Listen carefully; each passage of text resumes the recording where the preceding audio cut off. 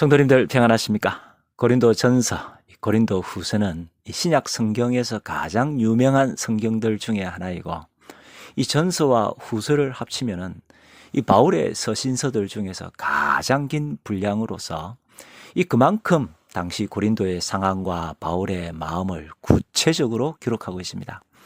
이 고린도 전서에서 가장 유명한 말씀은 천사의 말을 하는 사람도 사랑이 없으면 사랑은 오래 참고 사랑은 온유하며로 시작하는 고린도전서 13장 사랑장일 것입니다. 이 고린도 후서에서도 유명한 말씀들이 있는데요. 그런즉 그리스도 안에 있으면 새로운 피조물이라. 이전 것은 지나갔으니 보라 새 것이 되었도다. 이뿐만 아니라 육신의 가시가 고통스러워서 가시를 제거해 주십시오라고 간절히 기도했는데 하나님께서 바울에게 내 은혜가 너에게 족하도다. 이는 내 능력이 약한 데서 온전하여 짐이라. 와 같은 이 주옥 같은 말씀들이 있는 성경입니다. 바울은 AD 50년경 제2차 전도여행 때 아굴라 브리스길라 부부와 함께 천막 만드는 일을 하면서 이 고린도 교회를 개척하고 1년 6개월간 사역하였습니다. 이후에 바울은 제3차 전도여행 때 이 에베소를 선교의 전초 기지로 삼고 그곳 두란노 소원에서 가르치며 전도하였는데요. 그때 바다 건너편에 있던 고린도에 대한 나쁜 소식을 듣고 편지를 적었는데 그 편지가 바로 고린도 전서입니다. 이 고린도 교회는 성경에 등장하는 교회들 중에서 가장 시끄러운 말씀꾸러기 교회였습니다. 분열, 엄행, 고소고발, 결혼, 우상숭배, 성만찬, 성령의 언사, 심지어 육신의 부활을 믿지 않는 사람들도 있었습니다. 고린도 교회는 자기 자랑과 교만을 벗어버리고 오직 십자가 복음으로 하나가 되어야 했는데요. 이 바울은 마치 불 가운데서 받는 것 같은 부끄러운 구원을 받을 수도 있고 심지어 남에게 전파한 후에 도리어 버림을 당할 수도 있기 때문에 그런즉 누구든지 선줄로 생각하는 자는 넘어질까 조심하라고 경고합니다. 당시 바울은 지금 고린도 교회가 매우 심각한 상황이라는 소식을 듣게 되어서 급하게 이 고린도를 한 번 더 방문했거나 혹은 준엄한 책망의 편지를 보내고서 이 결과를 기다렸는데요. 이 드로아에서 만나기로 했던 디도가 오지 않자 조금이라도 더 빨리 편지를 보낸 결과를 알고 싶어서 디도가 오고 있는 방향인 마게도냐로 갑니다. 디도는 고린도 교회가 바울의 편지를 받고 스스로 반성하고 회개하였습니다 라는 좋은 소식을 전해주었고 그 소식을 들은 바울은 고린도 후서를 기록하여 보냅니다. 이 고린도 후서에서 바울은 1장부터 7장까지 무려 7장에 걸쳐서 사도권을 변호하고 8장 9장에서도 이 논란이 되었던 구제 헌금을 자세하게 설명하고 10장, 11, 12, 13장에서도 사도권을 계속해서 변호합니다. 즉 고린도 후서는 그 전체 말씀이 바울이 자신을 변호하는 내용이다라고 말해도 과언이 아닐 정도입니다. 그런데 좀 이상합니다. 이 방금 전에 디도가 와서 지금 고린도 교회가 스스로 반성하고 회개하였습니다 라는 이 좋은 소식을 바울에게 전해주었는데 그런데 왜 바울은 이토록 방대한 분량으로 계속해서 자신을 변호하고 있는 것일까요? 그렇습니다. 비록 많은 교인들이 회개했던 것도 사실이지만 그렇다고 바울을 비난하던 사람들이 모두 다 사라진 것은 아니었습니다. 이 교회의 전반적인 분위기는 좋아졌지만 아직도 여전히 거짓 선지자들과 대적자들이 바울을 비난하며 교인들을 선동하고 있었습니다. 바울은 예수님과 함께 생활하며 훈련을 받은 적도 없는 가짜 사도입니다. 바울은 결혼도 하지 않은 독신으로 신앙생활에 전혀 모범도 되지 못하고 우리가 하나님께 복을 받아서 행복하십시오 라고 그런 설교는 하지도 않고 반대로 십자가 고난을 받으세요 라면서 우리를 힘들게 만들고 무슨 선교를 한다면서 헌금까지 강요합니다. 만약에 교인들이 이런 비난에 휩쓸리게 된다면 이 교인들이 마음의 문을 닫아버리고 제대로 예배를 드리지도 못하고 은혜를 받을 수도 없기 때문에 바울은 은혜를 헛되이 받지 말라고 제발 나를 향해서 마음의 문을 열어달라고 부탁하는데요. 고린도서 6장 1절 7장 2절입니다. 우리가 하나님께 함께하는 자로서 너희를 권하노니 하나님의 은혜를 헛되이 받지 말라. 마음으로 우리를 영접하라. 바울은 참된 사도의 모습을 설명하는데요. 우리는 그리스도의 향기인데 믿는 사람에게는 생명의 냄새이지만 믿지 않는 사람에게는 사망의 냄새가 됩니다. 우리는 새 언약의 일꾼이고 예수 그리스도를 보배로 담고 있는 질그릇입니다. 우리는 이제 더 이상 세상의 기준과 세상의 가치가 아니라 오직 십자가 복음을 위한 삶, 먹든지 마시든지 무엇을 하든지 오직 하나님의 영광을 위하는 새로운 피조물의 삶을 삽니다. 그러나 이 대적자들은 이러한 바울이 미쳤다라면서 중상모략하였습니다. 바울은 고린도후서 5장 13, 14절에서 이렇게 말하는데요. 우리가 만일 미쳤어도 하나님을 위한 것이요 정신이 온전하여도 너희를 위한 것이니 그리스도의 사랑이 우리를 강권하시도다라고 말합니다. 이 당시에 이 글라디우스 황제 때의 흉년 때문에 이 가난한 사람들이 극심한 고통 중에 있었는데요. 이 바울은 이때 이방인 교회들이 예루살렘의 가난한 유대인들을 돕는 것이 하나님의 뜻이라고 믿었고, 그래서 고린도 전서에서도 그리고 또 고린도 후서에서도 이 연보 헌금을 강조합니다.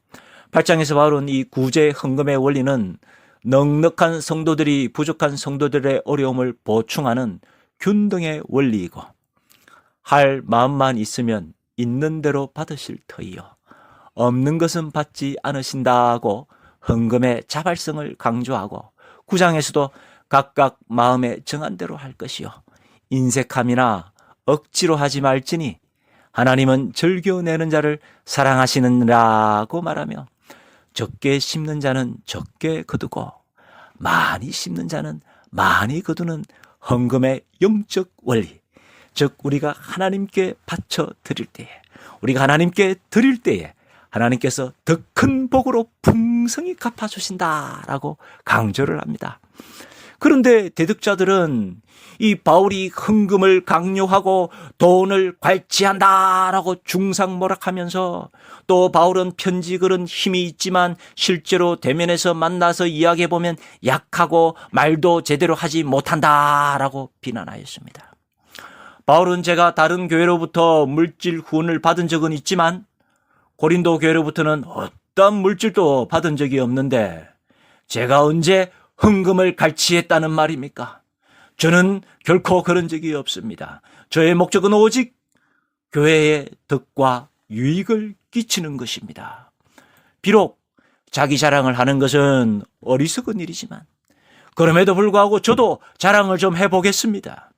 사실 저는 다른 사도들보다 조금도 부족함이 없는 사람입니다. 히브리인 중에 히브리인이고 그리스도의 일꾼들 중에 일꾼입니다. 복음을 위해서 죽도록 수고하고 감옥에 갇히고 40에 한한 감함, 매를 5번이나 맞고 3번 태장을 맞고 돌에 맞아 죽을 뻔도 하였습니다. 강의 위험, 바다의 위험, 광야의 위험, 동족의 위험, 이방인의 위험, 거짓 형제 배신자의 위험을 당하고 굶주리고 죽고 헐벗었습니다. 이 모든 고생들은 다 고사하고 날마다 내 마음속에 눌리는 일이 있었는데, 그것은 바로 우리 고린도 교회를 위해서 걱정하고 염려하는 것입니다. 성도님들, 저도 약점이 있는 사람입니다. 저도 과거에 체포될 위험에 처하고 위기에 처했을 때 담대하게 하나님을 믿고 복음을 전하지 못하고 구차한 목숨을 살아보려고 위해서 성벽에 조그만 구멍으로 줄을 내려서 도망쳤습니다. 저도 여러분과 똑같이 부족하고 연약한 사람입니다. 저 거짓 선지자들만 영적 체험이 있는 것은 아닙니다. 저도 14년 전에 셋째 하늘 3층천으로 올라가는 체험이 있는 사람입니다. 그러나 이런 자기 자랑은 스스로를 교만하게 만들고 파멸로 가는 길이기 때문에 하나님께서는 저에게 더 낮아지고 더 겸손해지라고 저에게 육신의 가시를 주셨습니다. 저는 가시를 제거해달라고 3번이나 하나님께 기도하였지만 하나님께서는 나의 은혜가 너에게 족하다고 말씀하십니다. 우리가 강할 때가 아니라 우리가 약할 때에, 우리가 하나님 앞에 엎드릴 때에 하나님의 능력이 나타납니다. 이 마지막 장인 13장에서 바울은 고린도에 가면 죄인들을 용서하지 않겠다라고 경고하는데요. 여기서 이 죄인들은 바울의 이러한 책망에도 불구하고 여전히 회개하지 않고 바울을 비난하는 사람들입니다. 심지어 그들은 이 바울의 믿음이 예수님께 정말로 속해 있는 믿음인지 그 증거를 보여달라면서 바울을 모욕하였습니다. 그러나 정작 걱정해야 할 것은 바울의 믿음이 아니라 이 고린도 교인 자신들이야말로 정말로 예수님 안에 있는지를 걱정해야 했는데요. 13장 5절입니다. 너희는 믿음 안에 있는가 너희 자신을 시험하고 너희 자신을 확정하라. 예수 그리스도께서 너희 안에 계신 줄을 너희가 스스로 알지 못하느냐? 그렇지 않으면 너희는 버림을 받은 자니라. 성도님들, 우리는 어떻습니까? 과연 지금 우리는 예수님 안에 계신가요? 지금 예수님께서 내 안에, 지금 예수님께서 나를 다스리고 계십니까? 아니면 아직도 여전히 내가 내 삶의 주인이 되어서 내가 결정하고 내가 주인으로 있습니까? 예수님께서 우리 안에, 우리가 예수님 안에 거하는 참 믿음으로 나아가는 저와 여러분 되시기를 축원드립니다. 10손가락을 깨물어서 안 아픈 손가락이 없지만 그래도 바울에게 고린도 교회는 가장 아픈 손가락이었습니다. 바울의 걱정은 오직 고린도 교회였습니다. 앉으나 서나 고린도 생각, 떠오르는 고린도 생각, 피할 길 없는 고린도를 향한 마음, 곧 그것이 바울의 마음이었습니다. 지금도 전 세계 수많은 교회, 수많은 목사님들이 설교와 예배를 마치고 가장 많이 하는 축도 말씀이 바로 고린도후서 마지막 장, 마지막 절 13장 13절. 주 예수 그리스도의 은혜와 하나님의 사랑과 성령님의 교통하심이 너희 무리와 함께 있을지어다는 말씀입니다. 그만큼 바울은 간절한 마음으로 고린도 교회가 복을 받고 고린도 교회가 잘되기만을 바라고 예수님께서 다스리시는 주님의 교회가 되기를 소원하였습니다. 성도님들, 우리도 바울이 고린도 교회를 가슴에 품고 사랑했던 것처럼 우리 교회를 사랑하며 나아가는 저 여러분 되시기를 축원드립니다. 그래서 예수 그리스도의 은혜와 하나님 아버지의 사랑과 성령님의 교통하심이 풍성한 우리의 삶, 우리 가정, 우리 교회가 되시기를 주님의 이름으로 축원드립니다. 기도드리겠습니다. 사랑과 은혜가 풍성하신 하나님 아버지, 끝까지 고린도 교회를 걱정하고 끝까지 고린도 교회를 사랑하였던 바울처럼 주님, 우리도 우리 교회를 가슴에 품고 사랑하며 살게 하여 주옵소서. 날마다 십자가로 더 가까이 나아가는 우리가 되게 하여 주시고 우리 속에 계신 예수님께서 우리를 다스려 주시고 예수님께서 우리의 힘과 위로와 소망과 우리 삶의 기쁨이 되어 주옵소서. 예수님 이름으로 기도드립니다. 아멘.